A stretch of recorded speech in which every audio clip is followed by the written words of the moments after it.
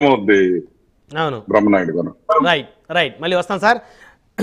సురేష్ గారు మొత్తానికి ఆనంద్ గారు చాలా చక్కగా వివరించారు.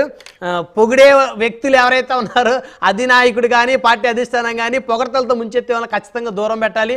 ఎవరైతే తప్పుల్ని ఎత్తి చూపుతూ ఎప్పటికప్పుడు అప్రమత్తం చేసేటువంటి కార్యకర్త అయినా నాయకుడైనా ఖచ్చితంగా వారి అభిప్రాయాలను తీసుకున్నప్పుడే ఆ పార్టీ కానీ ఆ నాయకత్వం కానీ ముందుకు వెళ్తుందని.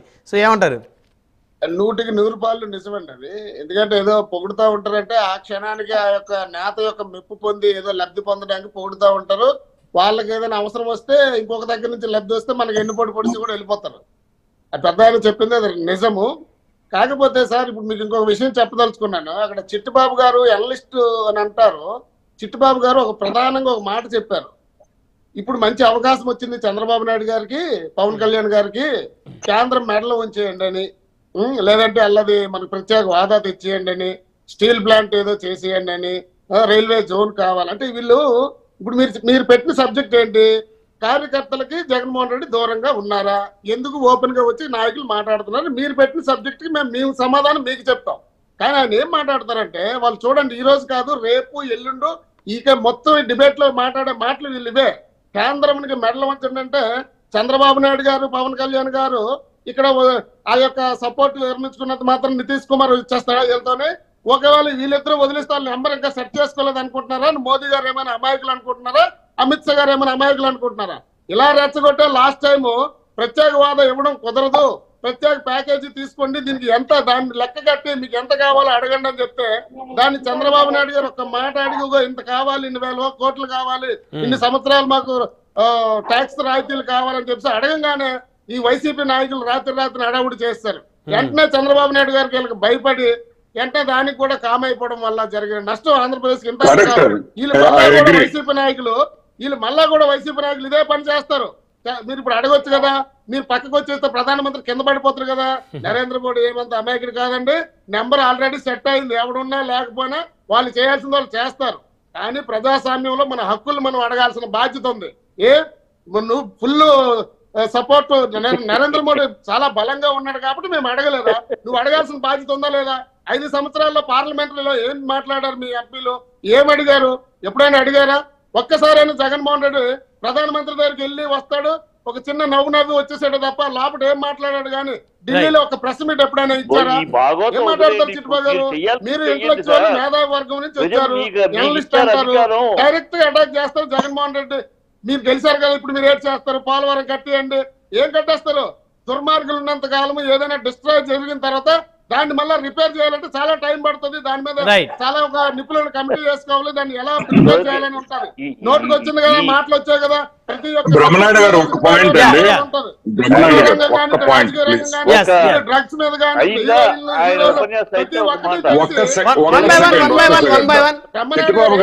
చిట్టిబాబు గారు నేను ఆ విధంగా మీ మీద మాట్లాడకూడదు. I apologise. ఎందుకంటే నాకన్నా మీ వయసులో పెద్దవాడు. I'm sorry. మేబీ నేను ఒకవేళ లైన్ క్రాస్ చేస్తుంటే మై సిన్సియర్ అపాలజీస్. మనం కేంద్రంతో సఖ్యతగా ఉండి మనకి పోలవరం కంప్లీట్ చేసుకోవాలి, రైల్వే జోన్ తెచ్చుకోవాలి. ఇలాంటి ఆల్రెడీ స్టీల్ ప్లాంట్ ఒక మినిస్టర్ గారు వచ్చి దీని ప్రైవేటీకరణకి మేము అడ్డుకుంటున్నాం అని చెప్పేసి ఒక మినిస్టర్ గారు, సాక్షాత్ మినిస్టర్ గారు వచ్చి చెప్పారు వైజాగ్ లో. ఇలాంటివన్నీ చూడకుండా 10-15 రోజులు కూడా కాకముందే అల్లవి ఇచ్చావా, ఇల్లు తెచ్చావా, మీరు ఏం చేశారో తెలియదు, ఎక్కడ అప్పులు తెచ్చారో తెలియదు. గవర్నమెంట్ ఎంఆర్ఓ ఆఫీసులు, సచివాలయాలు ఎక్కడ సెంటు భూమి లేకుండా ప్రతి ఒక్క భూమి పెట్టి తనఖా పెట్టి డబ్బులు తెచ్చేసి ఇప్పుడు ఏమి చేయాలంటే చేస్తారు. ఆగండి, లెక్కలు చేయాలా? మీలాగా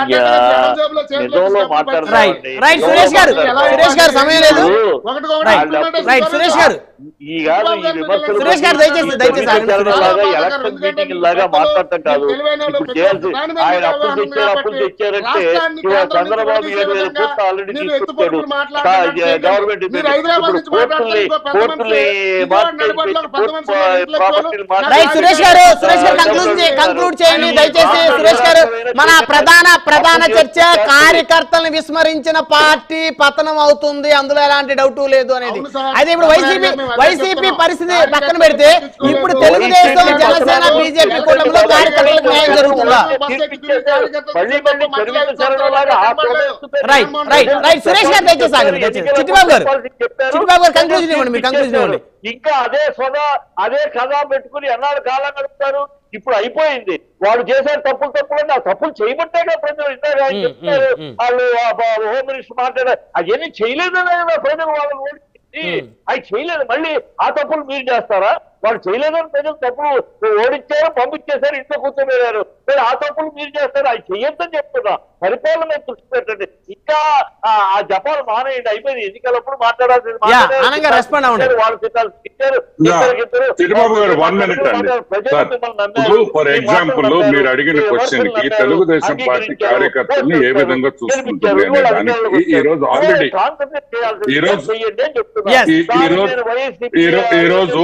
ఈ రోజు ఆల్రెడీ ప్రతి ఒక్కొక్క రోజు ఒక్కొక్క మినిస్టర్ కి పార్టీ ఆఫీస్ లో ఒక్కొక్క మినిస్టర్ కి ప్రతి వారం ఒక మినిస్టర్ ఉండాలని స్టార్ట్ చేసాం. ప్రజా దర్బార్ స్టార్ట్ చేశాం. ప్రజా దర్బార్ నారా లోకేష్ మొదలు పెట్టారు.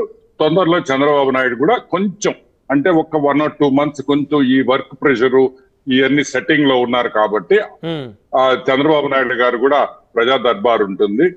ప్లస్ ఇంకొకటి ఏంటంటే వచ్చే నెల నుంచి ఏ మినిస్టర్ అయినా సరే కాన్స్టిట్యుయెన్సీకి వచ్చినప్పుడు ఏ మినిస్టర్ అయినా ఏ కాన్స్టిట్యుయెన్సీకి వచ్చినా ఆ మినిస్టర్ పార్టీ ఆఫీస్ లో 3 నుంచి 4 గంటలు ఒక అరపూట స్పెండ్ చేయాలనేది తొందరలో చంద్రబాబు నాయుడు గారు స్థానిక పార్టీ ఆఫీసు నియోజకవర్గంలోని పార్టీ ఆఫీసులో నియోజకవర్గ పార్టీ ఆఫీసులో ఏ మంత్రి వచ్చినా ఆ నియోజకవర్గానికి ఆ పార్టీ ఆఫీస్ లో మినిమం 3 to 4-5 hours ఒక పూట లేకపోతే ఒక 3 గంటల్లో కార్యకర్తలను కలిసేదానికి ప్రెస్ మీట్లకి వాటికి కాదు కార్యకర్తలను కలిసేదానికి ఇవన్నీ ఇంకొక మీరు ఒక 30-60 days లో చాలా మార్పులు చూడబోతున్నారు. ఈ విధంగా ప్రతి ఎమ్మెల్యేస్ కూడా కాన్స్టిట్యుయెన్సీలో ఎక్కువ ఉండాలి, కార్యకర్తలతో మమేకం. ఇక్కడ ఒకటి తెలుగుదేశం పార్టీ గెలిచింది నాయకుల వల్ల కాదు. నేను గన్ షాట్ గా చెప్తున్నా, కార్యకర్తలు చేసిన కృషి, కార్యకర్తలు నిద్రలేని రాత్రులు భయంతో తలుపు తీయలేక భయంతో పనుకున్న రోజులు ఉన్నాయి ఈ కార్యకర్తలకి. ఈ రోజు ఒక్కొక్క కార్యకర్త నేను ఎవరిని చూసినా అన్నా నా మీద 12 కేసులు 2 307లు. నిజంగా ఒక్కొక్కసారి వింటుంటే ఏమి లైఫ్ రా వెళ్ళదు అనిపిస్తుంది. వారానికి ఒకసారి కోర్టుకు పోవాలి, హాజరు కావాలి. సో కార్యకర్త అనే మనిషి ఈరోజు తెలుగుదేశం పార్టీకి ఒక గుండెకాయ ఎప్పటి నుంచి కాదు, ఫస్ట్ నుంచి కూడా. ఎస్, అప్పుడప్పుడు లాస్ట్ టైం చంద్రబాబు నాయుడు గారు ఉన్నప్పుడు కొంచెం గ్యాప్ వచ్చింది కార్యకర్తలకి, బాబు గారికి గ్యాప్ వచ్చింది, వాస్తవమే. దానివే మేము ఓడిపోయాం కూడా లాస్ట్ టైం. సో ఆ తప్పు ఈసారి చేయకుండా కార్యకర్తలు ప్రైమరీగా వాళ్ళు ఏ విధంగా ఆదుకోవాలి, ఏ విధంగా వాళ్ళని ఫస్ట్ ఆఫ్ ఆల్ ఆదుకునేది పక్కన పెడతాం. లక్షల కేసులు ఉన్నాయి కార్యకర్తల మీద. నాకు తెలిసి 2 to 3 lakh కేసెస్ ఉన్నాయి ఓవరాల్. అన్ని సిల్లీ కేసెస్, 307 SC/ST కేసులు, అవన్నీ అంటే న్యాయబద్ధంగా తప్పు చేస్తుండే కేసు పెడితే మేము తీమని చెప్పటంలా, అన్యాయంగా పొలిటికల్ గా పెట్టిన కేసులు ఫస్ట్ కార్యకర్తలది. దాని మీదే దృష్టి పెట్టి వాళ్ళని కాపాడాల్సిన బాధ్యత ఉంది. అది 100% చంద్రబాబు నాయుడు టాప్ మోస్ట్ ప్రయారిటీలో పెట్టుకొని ఉన్నాడు. ఈ దొంగ కేసులు పెట్టిన కార్యకర్తలందరినీ బయటకు తీసుకొని వస్తాం, వాళ్ళని కాపాడుతాం. అది మా ప్రైమరీ డ్యూటీ. రైట్. ఇంకొక చిన్న అంశం ఆనంద్ గారు, జగన్మోహన్ రెడ్డి గారు ఈ మధ్య కాలం, చిట్టిబాబు గారు నెక్స్ట్ మీ దగ్గరికే వస్తాను, వారితో మాట్లాడి మీ దగ్గరికి వస్తాను. పాపాలు పండుతా ఉన్నాయి, శిశుపాలుడి పాపాలు పండినట్టు పాపాలు పండుతూ ఉన్నాయి అనేటువంటి వ్యాఖ్య పదే చేస్తా ఉన్నారు. అంటే ఏంటి 40 రోజులు ఏం పాపాలు పండుతాయి? ఇప్పుడు కాదు బ్రహ్మన్న, ఇప్పుడు ప్రెగ్నెంట్ అయింది అమ్మాయి, ప్రెగ్నెంట్ అయింది, మా నెల్లూరు భాషలో అమ్మాయి నీళ్లు పోసుకుంది. బిడ్డ పుట్టక ముందరే పాపాలు పడినాయి అంటే ఇంకా పురుడులో ఉన్నప్పుడే పాపాలు వచ్చేస్తే ఇంక మనం ఏం చేయగలుగుతాం? ఇప్పుడు గవర్నమెంట్ వచ్చి not even 35 days, 1 month cross అయింది. అసలు వాట్ ఈస్ వాట్ ఏంది, అసలు ఓవరాల్ ఏంది, అసలు ప్రీవియస్ గవర్నమెంట్ ది ఏంది, దీన్ని ఎలా ముందుకు తీసుకుపోవాలి, దానికి ఒక 2 months పడుతుంది గవర్నమెంట్ కి. ఫైనాన్షియల్ సిచ్యువేషన్ ఏంది, ఫిజికల్ సిచ్యువేషన్ ఏంది, ఇప్పుడు లోన్స్ ఏంది, రీపేమెంట్స్ ఏంది. ఇప్పుడు లోన్లు ఆల్రెడీ స్టేట్ డెట్ సైకిల్లోకి వెళ్ళిపోయింది, డెట్ సైకిల్లో అప్పుల సైకిల్లోకి వెళ్ళిపోయింది. ఇప్పుడు చంద్రబాబు నాయుడు అప్పు తీసుకోకుండా ఎట్లా నడపగలుగుతా గవర్నమెంట్? నడపలేము. ఎందుకంటే ఎవ్రీ ట్యూస్డే మీకు అలవాటు చేసేస్తున్నారు. ఇన్కమింగ్ తక్కువ, అవుట్ గోయింగ్ ఎక్కువ అయిపోయింది. అవుట్ గోయింగ్ ఎక్కువ ఉన్నప్పుడు అగైన్ ఇప్పుడు ఏం చేయాలి? ఇప్పుడు that is the reason Chandrababu Naidu ఇప్పుడు 2వ సారి ఢిల్లీకి పోయింది. ఎందుకు పోయారు? ఫిజికల్ కండిషన్ బాగలేదు, financial condition of the state బాగలేదు సార్. మమ్మల్ని ఆర్థికంగా మీరు కొంచెం వెసులుబాటు ఇస్తే మళ్ళీ మేము ఈ ఇండస్ట్రీస్ ఇది ఏ విధంగా మళ్ళీ ఆ ఎకానమీ రివైవ్ చేసుకోవడం దాంట్లో మేము ఉంటాం, ముందుంటాము, మమ్మల్ని హెల్ప్ చేయండి అని చేతులు పట్టుకునే పరిస్థితుల్లో ఉంది ఈ రోజు మన పరిస్థితి. జగన్మోహన్ రెడ్డి గారు ఆ పని చేయలేదా? జగన్మోహన్ రెడ్డి గారు సెంట్రల్ గవర్నమెంట్ రిక్వెస్ట్ చేసే ప్రయత్నం చేయలేదంటారా? ఏది మీకు ఒకటి అర్థం కావటం లేదు. ఇట్ ఇస్ నాట్ అంటే జగన్ చేయలేదని కాదు, మనం అప్పుల సైకిల్లోకి వెళ్ళిపోయాం. ఈ రోజు అప్పుల సైకిల్లో ఉన్నాం. అది అంత ఈజీగా అప్పుల సైకిల్ నుంచి బయటకు రావడం అంత ఈజీ కాదు.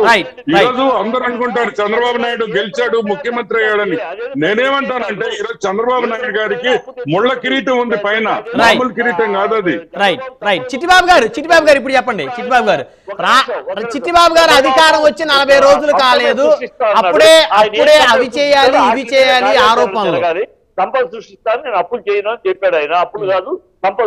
ఆ సంపద సృష్టించేది ఏం చేయబోతున్నారో చూద్దాం, వేచి చూద్దాం ఆయన చెప్పాడు.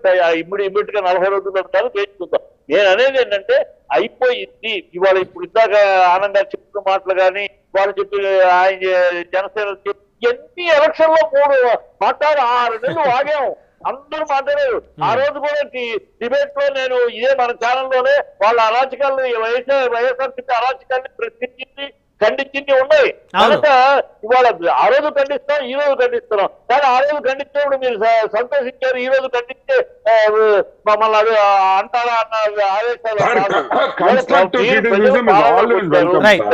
నమ్మారు, మిమ్మల్ని గెలిపించారు, మిమ్మల్ని అధికారం పెట్టారు. వాళ్ళు చేసిన తప్పులకే వాళ్ళని పక్కన 11 కూర్చోబెట్టారు. ఇది అయిపోయింది. ఇంకా చర్మించడం లాగా వాళ్ళని మేము ఇది కాదు. ఇవాళ ప్రజలు ఎదుర్కొంటుంది. మీరు చెప్పారు కదా, ఇది అధపతాలని వెళ్ళిపోయింది, అన్ని ఆర్గనైజేషన్స్ కుంటుపడిపోయి అన్ని అస్తవ్యస్తగా ఉన్నాయి. అవి సరిదిద్దాలి అని ఎదురు చూస్తున్నారు. దానికి స్పెషల్ స్టేటస్ అనేది ఎందుకు అంటున్నాం? స్పెషల్ స్టేటస్ అందరూ కోరట్లా. తెలుగు వైసీపీ వాడు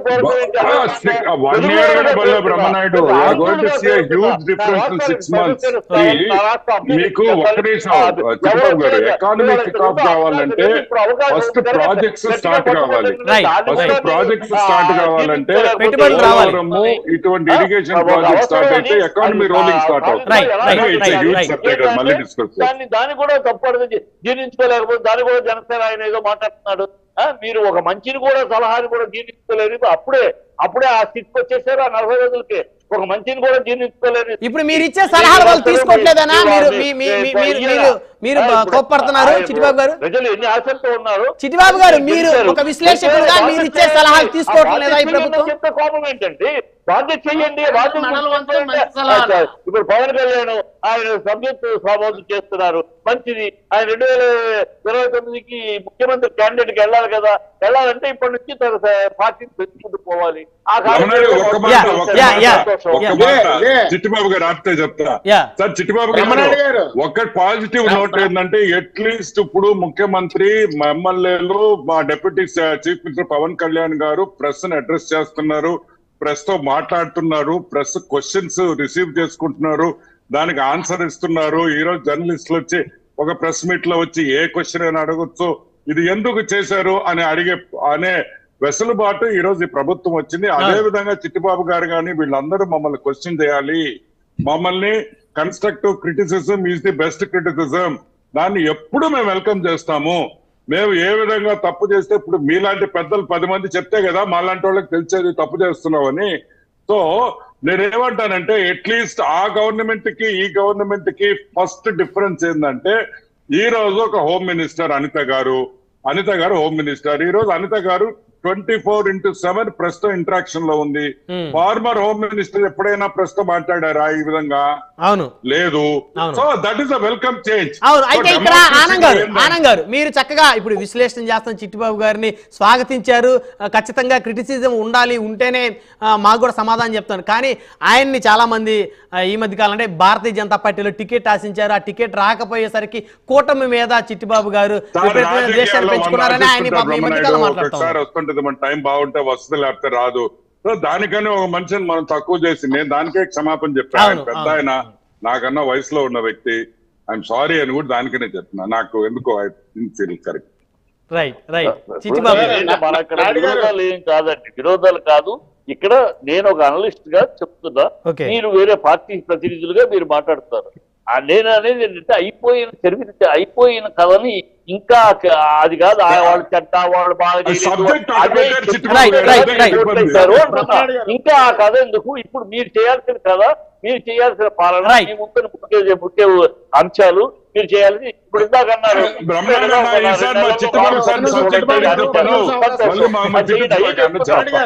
స్టేటస్ కావాలి, దానికి ఏం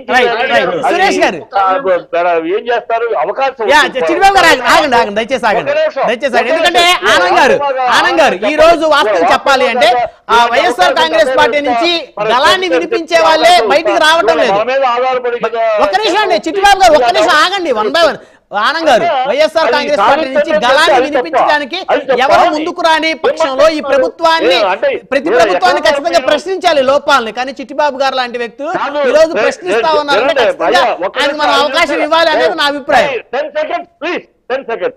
నేను అనేది ఏంటంటే ఆనంద్ గారు, ఇప్పుడు అయిపోయింది, మీరు అది వద్దు చేయిందండి. ఇప్పుడు మనకు అవకాశం ఉందా లేదా? గతంలో లేదు కదా ఇలాంటి అవకాశం.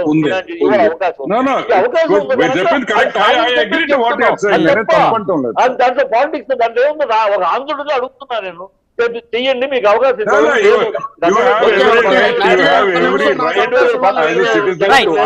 సమయం లేదండి, సమయం లేదు. సురేష్ గారు కంక్లూజన్.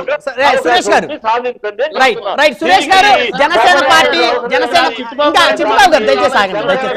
సురేష్ గారు, జనసేన పార్టీ ఈ రోజు 21 స్థానాలు సాధించిందంటే ఖచ్చితంగా కార్యకర్తలు పవన్ కళ్యాణ్ గారిని అంటిపెట్టుకొని, కవచంలాగా అంటిపెట్టుకొని ఉండబట్టే ఈ రోజు జనసేన పార్టీ కూడా అద్భుతమైనటువంటి విక్టరీ పోటీ చేసిన ప్రతి స్థానంలో సాధించింది. అయితే మరి ఆ కార్యకర్తకి